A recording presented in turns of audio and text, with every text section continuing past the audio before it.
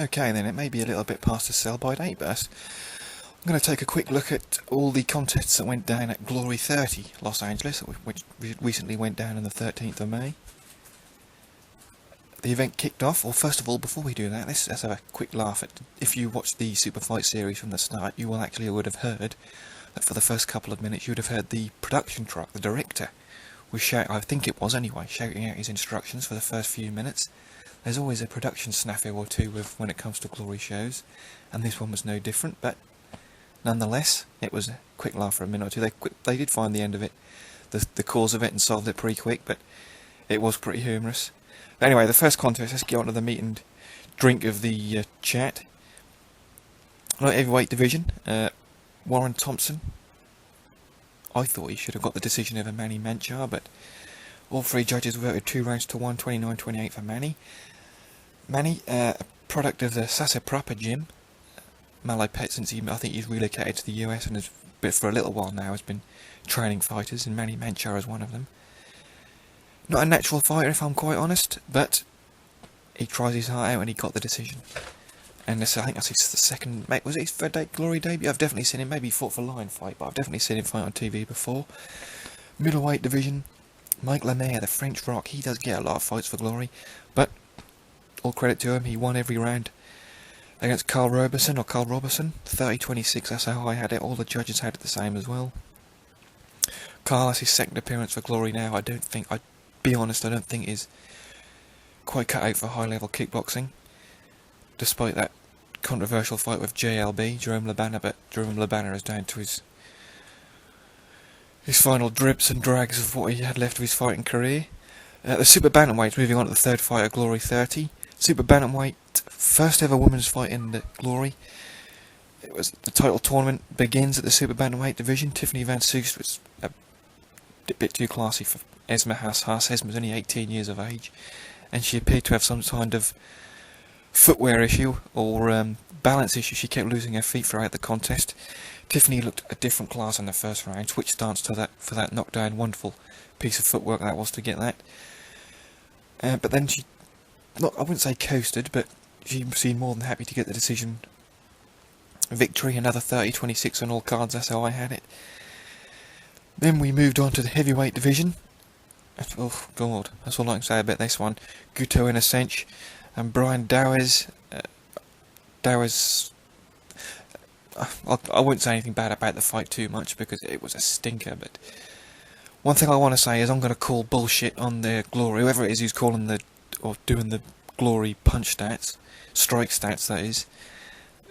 I think I saw the graphic afterwards and it said Brian Dawes landed 1 kick throughout the three rounds.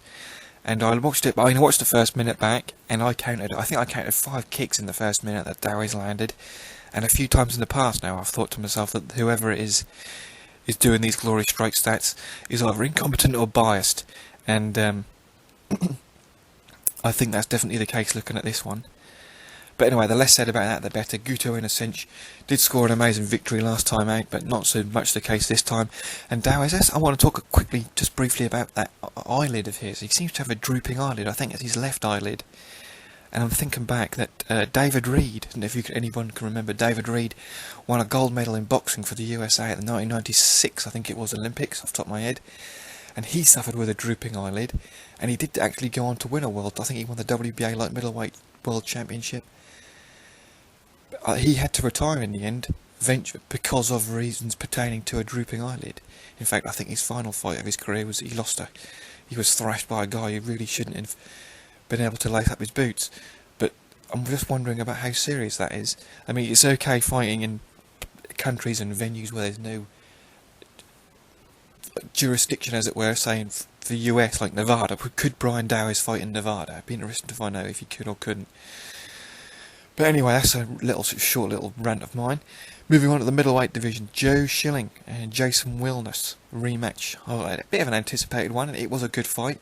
Schilling kept on the move and was just throwing out the punches for the first 2 rounds. Jason Wilness, I think, is similar to Remy Bonjasky in that way, that if you're throwing shots, he won't throw back. And Jason really got motoring in the third round, scored the knockdown. Joe, God, he complained about that, didn't he? But in my eyes, it was an absolutely legit knockdown.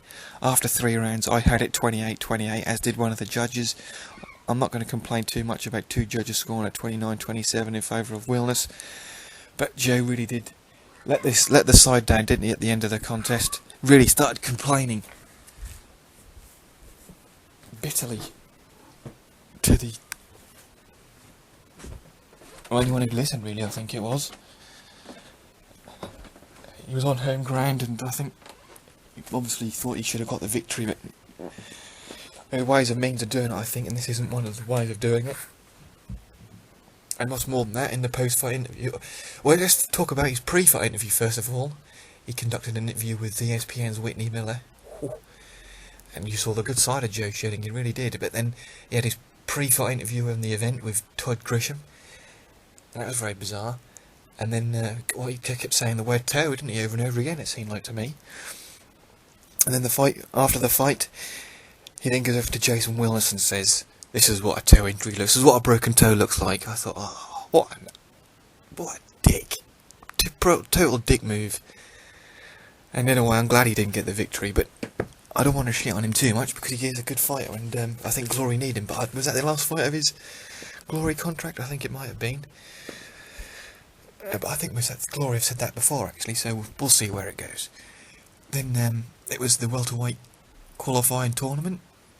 Casey Green, Richard Abraham. Casey Green, I think, should have lost last time out against Danny Morales, but here he is anyway, semi-final number 1, and he was well beaten this time. Richard Abraham, constant motion, always going forward. A really aggressive windmill he was, really, wasn't he, Richard?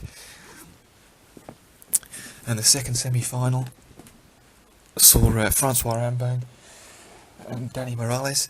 Francois, I thought he won every round, as did all the judges. Really has changed his style, hasn't he? I remember when I think the first time I saw him was against Joe Valtellini, back in I think I was at the Hammerstein Ballroom, wasn't it, in New York, and he was pretty much a boxer. And then I learned at this Glory broadcast that Rambang fought Sergei Kovalev, amateur boxing. I was very surprised to hear about that. But that makes perfect sense. Anyway, he won that fight against Danny Morales rather easily. I thought Danny, like I said, was hard done by against Casey Green in his last fight. And if I'm being honest, I think Danny might, if he could sacrifice enough, I think he might be better suited down at lightweight, 154 as opposed to welterweight. But like I said, that might be a bit too much of a cut for him. And then we moved on to catchweight division. What am I talking about? Catchweight fight, £150, £158. I'll get it right. £158. Marat Grigorian. Here, there, and everywhere at the moment is Marat.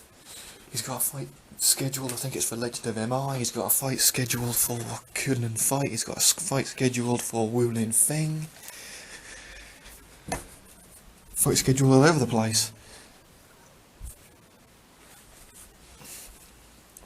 Jimmy Coulibaly, unfortunately, was the man who was his designated victim. 116 seconds on the clock. Marat scored that ESPN replay shown knockout. Should be getting all over the place now, Marat. I think he's got Josh Johnson, is he not, next? That's a very intriguing fight.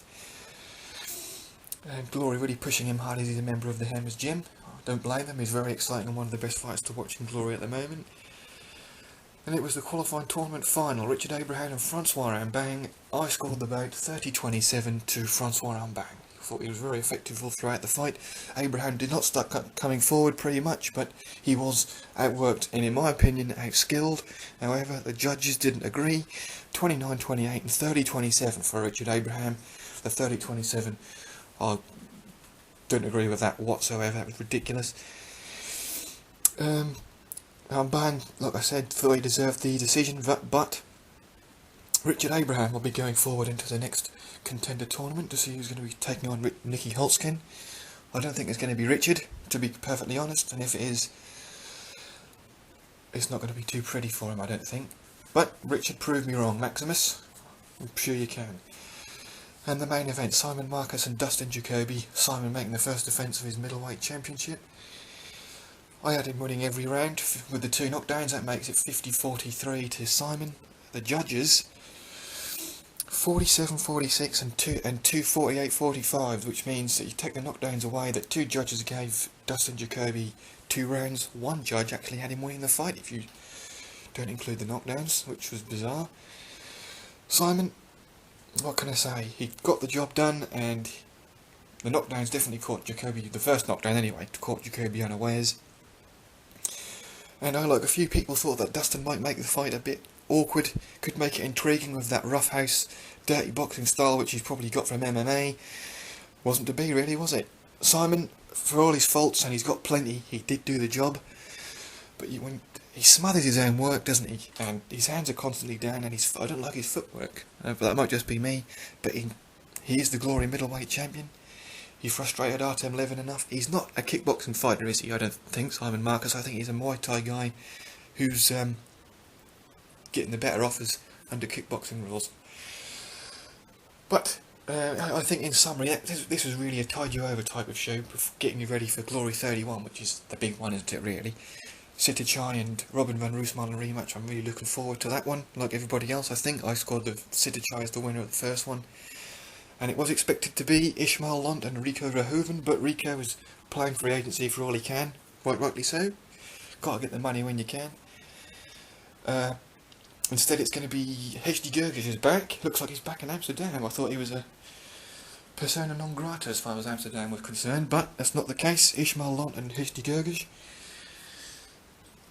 I think I'm going for Heshdy if he's in any sort of shape. Even though they have fought before, haven't they? And Ismail got him with that jump up knee and obliterated Heshdy's face. That was at the K1 2012 World Grand Prix. That was actually in 2013, wasn't it? Back in Croatia.